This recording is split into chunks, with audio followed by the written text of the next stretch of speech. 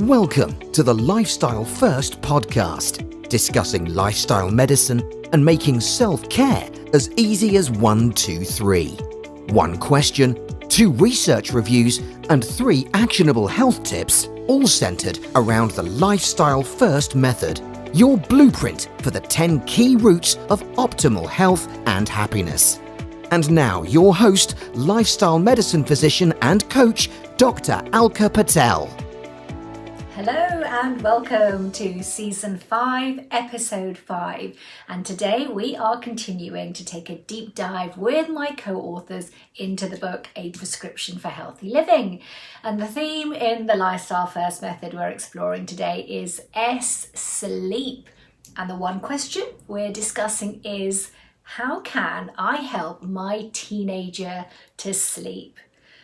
2 references to support today's discussion are the ever popular book Why We Sleep by Matthew Walker and a 2015 paper by Dimitriou looking at the role of environmental factors on sleep patterns and school performance in adolescents. Great. So today I have with me Dr. Devina Leopald. Devina is a GP partner. She's up in South Wales and she qualified 20 years ago from Cardiff University. And since then, she has specialised in elderly care, family planning and sexual health. And she's also qualified in acupuncture and Swedish massage. She is an absolute advocate for lifestyle measures to improve health and well-being. She's also mum to 3 children. They're 5, 12 and 13. And she enjoys getting out in the fresh air and making the most of those mountains and hills of South Wales. And Devina, she has co-authored the chapter on sleep with her GP colleague, Dr. Tom Phillips. So welcome, Devina. Really lovely to have you here on the show. So sleep in teenagers, that's what we're talking about today. And I know there are going to be so many parents listening who are seeing the sleep patterns in their teenagers changing and worrying actually about their children going to bed late or not waking up until half the day is over. Thank you, Alka. So yes, research shows that biological sleep rhythms in teenagers are different to adults, and it's proposed that the hormonal upheaval of puberty pushes the release of melatonin hormone, which is the hormone that signals for us to sleep, back from 10 p.m. to 1 a.m. And therefore the natural onset of sleep in teenagers is later than in adults. There are, of course, other factors which also contribute to this delay in melatonin production. For example, the rise in access to digital technology sees a lot of teens spending time accessing social media. Screens are powerfully addictive and bedtime can easily be lost to scrolling down to the next Instagram picture or the next YouTube video and so on and so on. So it's really important that parents try to negotiate a good bedtime routine with their teenager with set boundaries of limits as to when devices are switched off in the evening. We also know that sleep is really crucial for teenagers because while they're in the first phase of deep sleep, they release growth hormone. And that production of growth hormone is increased substantially during puberty. Some studies say that it's actually doubled. And growth hormone is essential for the growth spurt at this age, and it contributes to both bone and muscle mass. And this might be used as a motivating factor for teenagers to alter their sleep habits. So during discussions around sleep, as teenagers might not have insight into the negative impacts of sleep loss, and as such, they will have little motivation to alter their sleep habits. That shift from that melatonin release, which signals you to go to sleep, and that's shifting much, much, much later into the night for teenagers and adolescents, isn't it? So when you then think about that sort of the school day, the 8:30 to 4:30, that developing teenage brain really isn't supporting that societal 8:30 to 4:30 school day. And I know there are definitely, lots of debates going around about shifting school times to model this. I'd be quite interested in what your views are. Do you think we've got the whole school timing completely wrong? Do you think we need to be shifting? Yeah, so even if educational institutions are aware of these biological changes in the teenager, it is really hard to change the start times for this age group alone. So without it impacting on other members of society. So, that would affect siblings, for example, and parents who need to fit in those new start times with their working days, with the school drop-off times, as well as teachers who have their own family commitments. So it would really be quite hard to change the start time for teenagers. However, as we've seen during the current pandemic, we are now accessing online learning, and even now that the school day is starting at 9 o'clock, it means that children are now able to wake up perhaps an hour later, because they don't have to factor in transport or getting to school. And that may be a way that things can evolve in the future, perhaps. We do know that in the USA, there are some schools and colleges that have adapted to changes to delay school start times to increase total sleep time and better align the academic schedule with adolescent biological rhythms. And studies have shown that there is an academic benefit to this, and there has been less of a dropout rate as well when this has happened. The other thing we do know is that professional athletes improve their performance by having a power nap or short siestas in the daytime. And this may be something that we should encourage teenagers to do. So when the time allows, during free periods or half days. And the other thing we could perhaps allow teenagers to do is to sleep in longer during the school holiday periods, so that they are more in tune with their body clocks. No, really interesting points. I think we really should be thinking about galvanizing our physiology a lot more in how we sort of set up life, really, and what cultures we're finding ourselves in terms of the systems and environments around us. And now is actually showing us that what we thought wasn't possible probably is possible. Now we've got this concept of working from home. It's not going to go away anytime soon. And all that flexibility that comes with it, this may actually be the time to start galvanizing shifts in children's environments predominantly as well, because actually we can shift school times, we can make changes that allow children. You've already said that academic performance is affected, so actually why not try and capitalize on what is best for the children and start making those shifts in parallel with what is going on in the world in terms of, as you've sort of highlighted, things around working from home and flexible working times, and completely appreciate, obviously families have to wrap around each other's timetabling and need, but this seems to be the time to make the change. So I'm definitely up for that debate. Thanks for your insights into that. The other thing that I know parents will want to know a lot more about is teenagers and their connection with their digital tech. I mean, we see a lot of teenagers on their phones, don't we? I mean, it's not teenagers, it's us adults as too. We're all living in this era of digital distraction, and it's digital tech is so important, isn't it? It's really, really core to the way we're living our lives at the moment. And I think certainly using tech intentionally, your phones, your devices intentionally, that has got so many benefits. I mean, that's how we've managed to stay connected throughout this whole pandemic. But I think for teenagers, where there is an impact on sleep, what do you think is the most important thing for parents to know about digital devices? Have you got suggestions for boundaries that parents can discuss with children? Because what we know, of course, is the habits that we develop as children become the habits that we continue as adults. So we do have to get this early as possible, get it right as early as possible.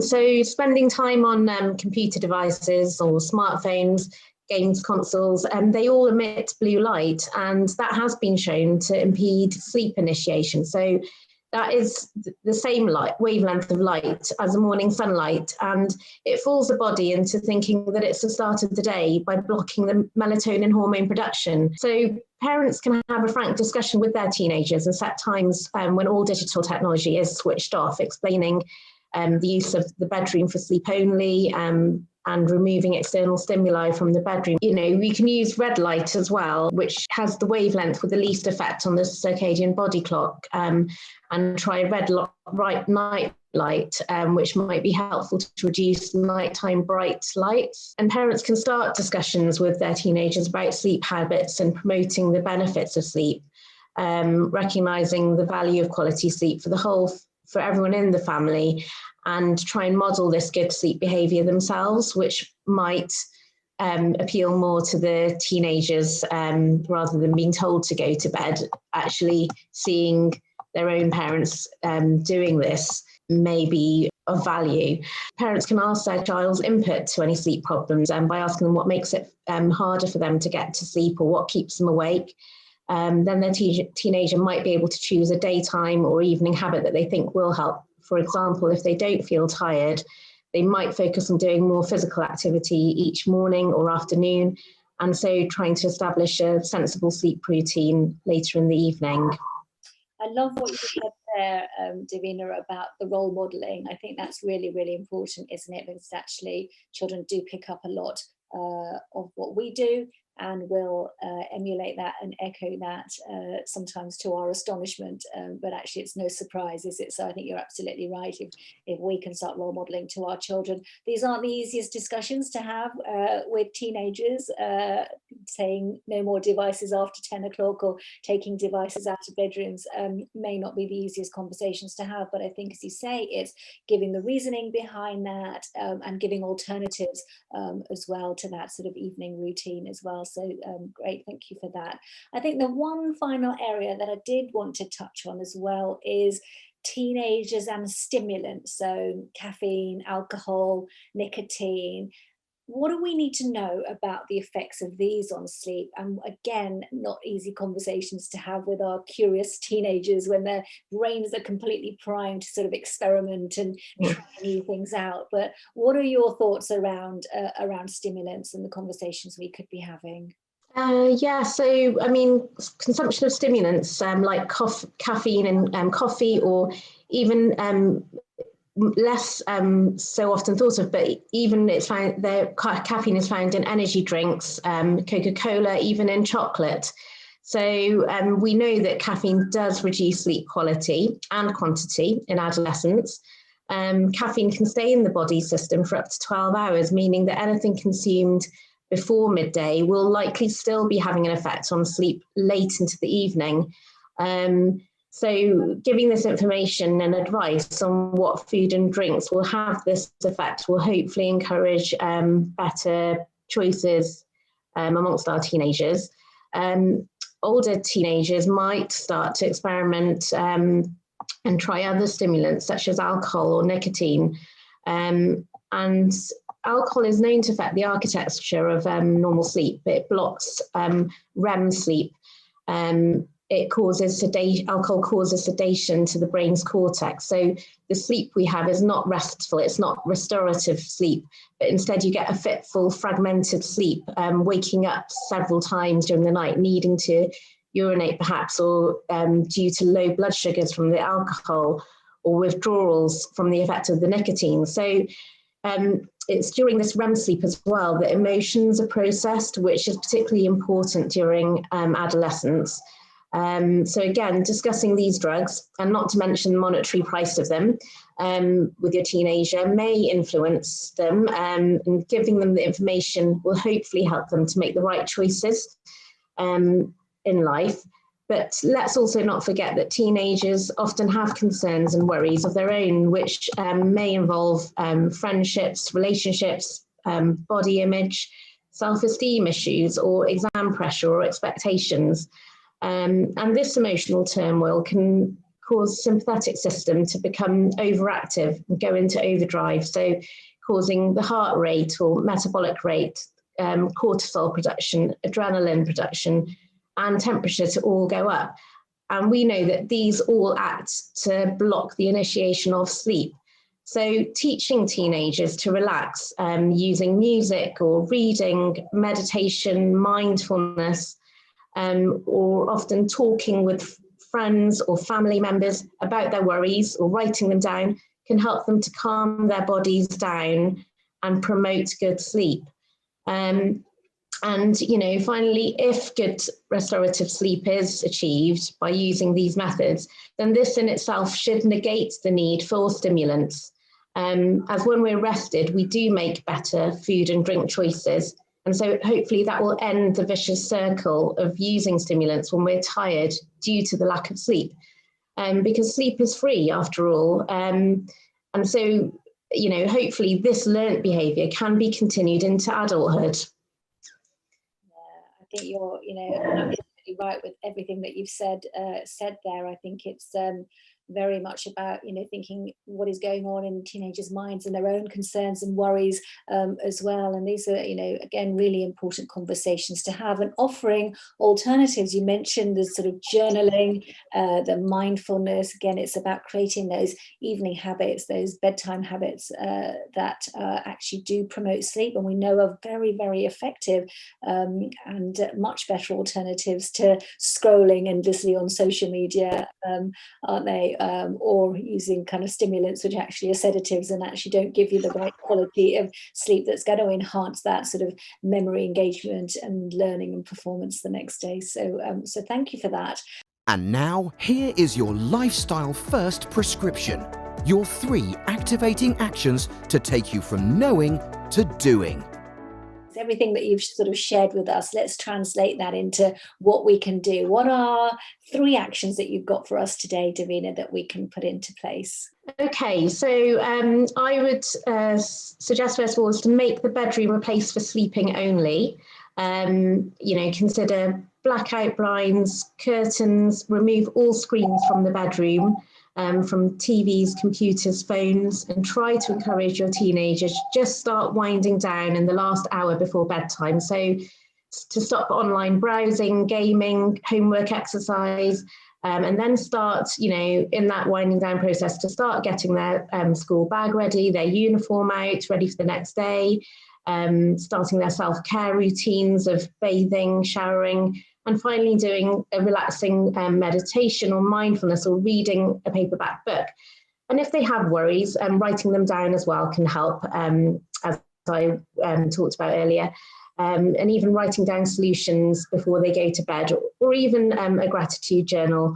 My second tip would be to ensure that exercise takes place in the morning or no later than the early evening.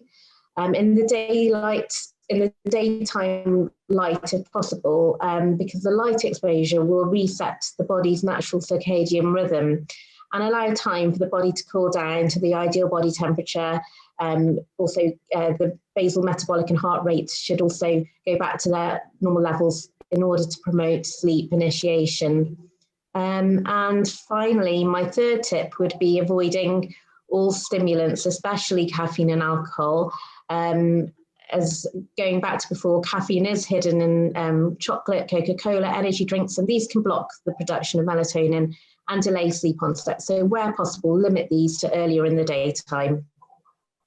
Amazing, thank you. Those were actually 3 really, really very core tips to start to embed and zone in on the conversations that we have in our families. So really appreciate that. That's great. And I'm sure people will want to get in touch with you. Is there a way listeners can find out more? My Instagram handle is just my name, Devina Leopald.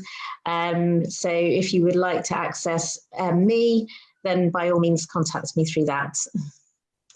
Thank you very much for having me on the show. Thank you so much, Devina, for such an interesting conversation. Thank you. Thanks for joining us on the Lifestyle First podcast, making self-care as easy as 1, 2, 3.